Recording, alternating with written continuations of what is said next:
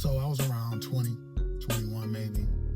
And so I really didn't have a place to stay or apartment. You know, once you get old or you grown, you want to do your thing. And if you don't abide by rules, you got to get on. So I wasn't abiding by rules, so I had to get on. So this particular night, I was staying out late. My grandmother used to go to bed about 10 o'clock, maybe 9:30. And I knew that, so I would try to get over there early if I wanted to crash on her floor or whatever.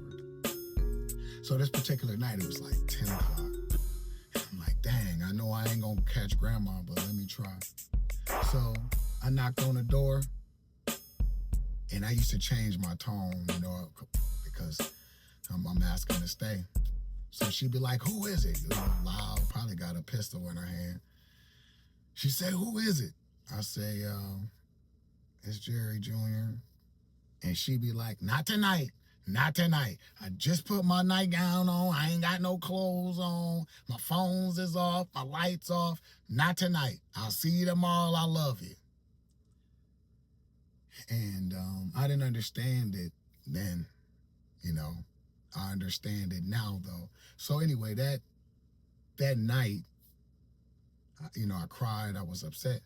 So what I did was I fell asleep on her chair. She used to sit on a certain chair on the porch.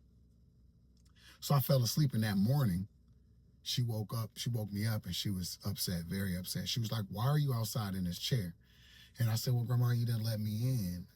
And she said, well, do you know why I didn't let you in? I said, no, why? You're my grandmother. Why would you not let me in? She said, listen to me, something, baby. Let me tell you something.